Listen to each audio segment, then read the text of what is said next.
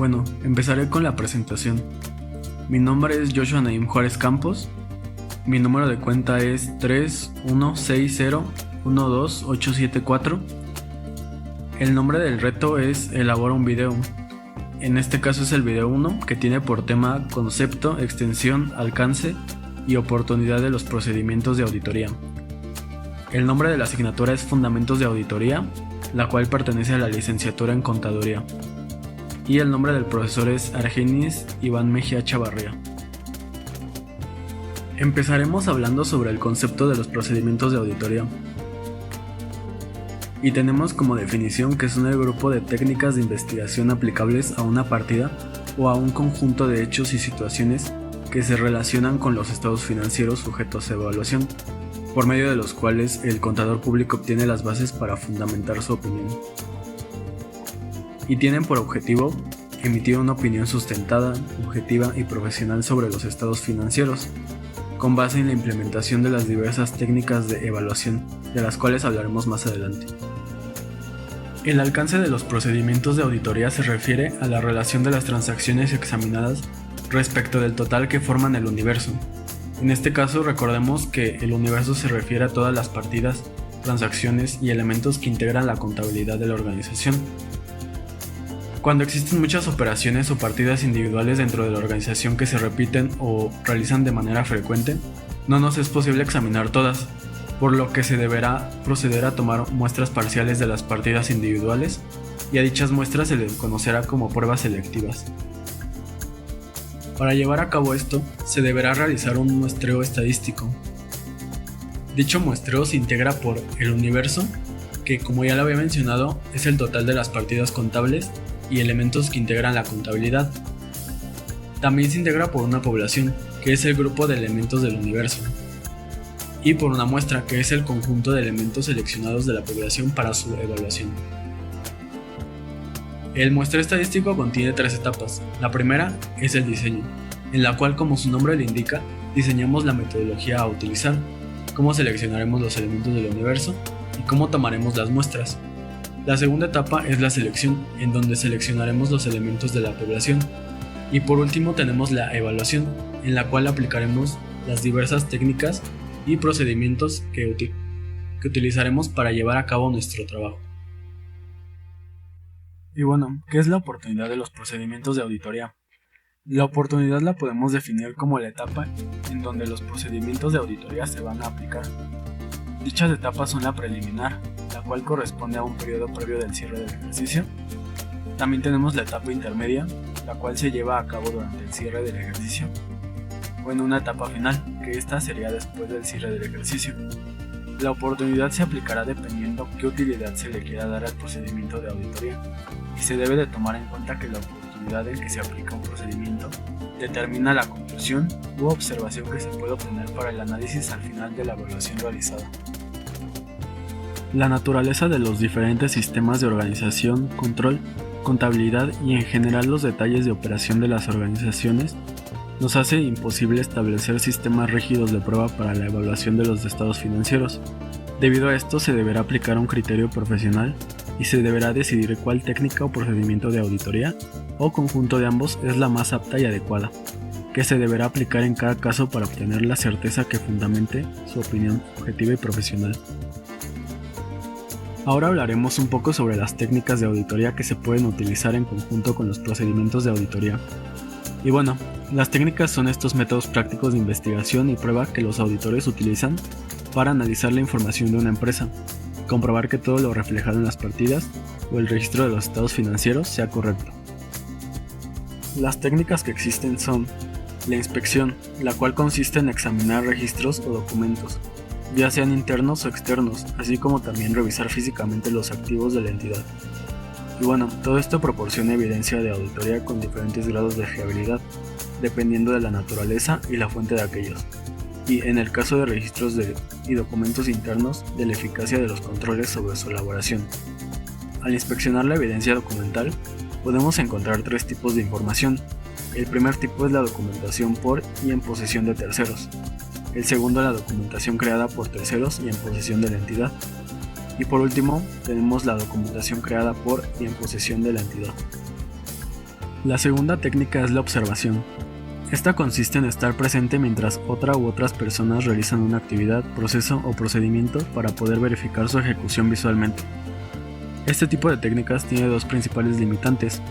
La primera es el momento en el que se realiza. Por ejemplo, si en diciembre del 2020 se hizo el último conteo de inventario, pero el auditor comienza la auditoría hasta marzo del 2021, no será posible llevar a cabo la observación de dicho conteo y verificar que se hizo correctamente. Esto por obvias razones, ya que el inventario puede haber sido vendido o desechado. Y la segunda limitante es que la persona que llevará a cabo el proceso actuará diferente al ser observado por el auditor. Por ejemplo, si todo el año esta persona realizó el trabajo de manera desordenada y alterando registros, y delante del auditor lo hace de forma correcta, el auditor concluirá que todo el año esta persona estuvo realizando bien el procedimiento.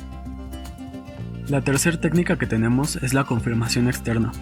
Esta técnica consiste en obtener evidencia de auditoría mediante una respuesta directa escrita de un tercero dirigida al auditor, en papel, en soporte técnico u cualquier otro medio. Con este tipo de técnica se puede verificar saldos contables, por ejemplo, saldos de clientes, proveedores, financiamientos e instituciones bancarias, o también se puede solicitar la confirmación de los términos de acuerdos. La siguiente técnica es el recálculo. Esta consiste en verificar a través de la comprobación aritmética que los cálculos realizados sean correctos. Se pueden realizar los cálculos de los inventarios, las depreciaciones, amortizaciones, impuestos, contribuciones sociales y costos. Otra técnica que tenemos es la reejecución. Esta consiste en que el auditor realice procesos, procedimientos y controles que forman parte del control interno de la entidad. Esto para verificar la eficacia operativa de dichos controles. La siguiente técnica que tenemos son los procedimientos analíticos. Estos consisten en realizar procedimientos que analizan la información financiera a través de relaciones con otra información no financiera, tales como pronósticos, promedios, etc. Entre estos procedimientos se encuentra el análisis de tendencias, ratios, regresión o razonabilidad. Esta técnica tiene como objetivo encontrar incongruencias entre la información analizada y otra relacionada. Y por último tenemos la indagación. Consiste en la búsqueda de información financiera o no financiera sobre alguna situación o situaciones, a través de personas bien informadas tanto de dentro como de fuera de la entidad, para posteriormente analizar las respuestas recabadas. Esta técnica se puede realizar de forma escrita u oral, y las respuestas a las indagaciones pueden proporcionar al auditor información que no poseía previamente, o también evidencia de auditoría corroborativa. Por el contrario, las respuestas también podrían proporcionar información que difiera significativamente de otra información que el auditor haya obtenido previamente. Y por lo tanto, las respuestas a las indagaciones conforman una base para que el auditor modifique o aplique procedimientos de auditoría adicionales. Y bueno, al llevar a cabo las diversas técnicas de auditoría podemos obtener diferentes tipos de evidencia, las cuales pueden ser la física, la evidencia documental, la testimonial, la analítica o la informática. La evidencia física es obtenida mediante la inspección o visualización directa de activos tangibles, personas, actos o procesos, y pueden documentarse mediante fotografías, gráficos, mapas o muestras reales. También tenemos las evidencias documentales, y estas provienen de información contenida en registros, cartas, contratos, facturas, informes, expedientes, etc. Otro tipo de evidencias son las testimoniales. Estas son resultantes de la información obtenida de las personas que tienen conocimiento dentro y fuera de la entidad, y estas comprenden a las declaraciones recibidas en respuesta a las preguntas formuladas, tales como encuestas, entrevistas, cartas de gerencia, etc. Otro tipo de pruebas son las analíticas, y son las resultantes de cálculos, comparaciones, estimaciones, estudio de índices y tendencias, así como la investigación de variaciones y transacciones.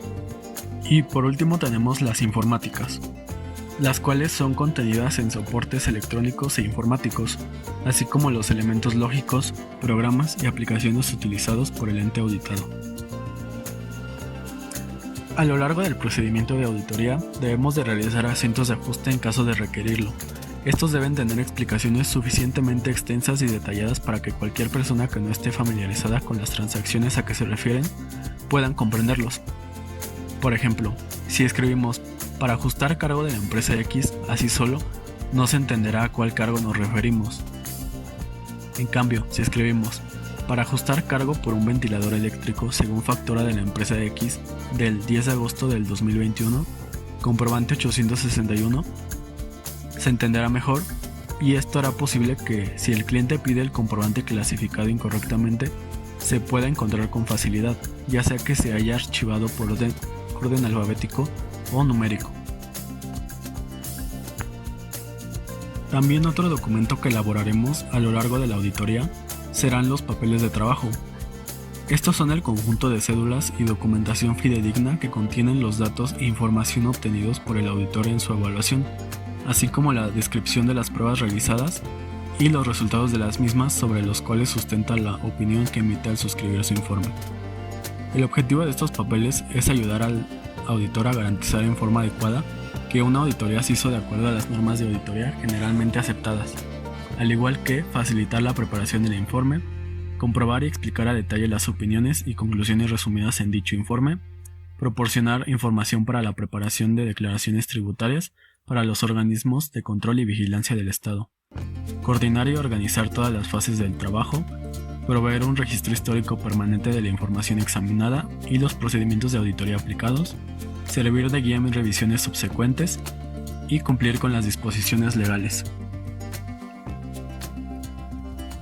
Los papeles de trabajo deberán contener los siguientes requisitos mínimos: el nombre de la compañía sujeta a examen, el área que se va a revisar, la fecha de auditoría, la firma o inicial de la persona que preparó la cédula y las de quienes lleven a cabo la supervisión en sus diferentes niveles, la fecha en que la cédula fue preparada, un adecuado sistema de referencias dentro del conjunto de papeles de trabajo, el cruce de la información indicando las hojas donde proceden y las hojas a donde pasan, las marcas de auditoría y sus respectivas explicaciones, la fuente de obtención de la información y los saldos ajustados en los papeles de trabajo de cada cédula analítica, los cuales deberán concordar con las sumarias y estas con el balance de comprobación.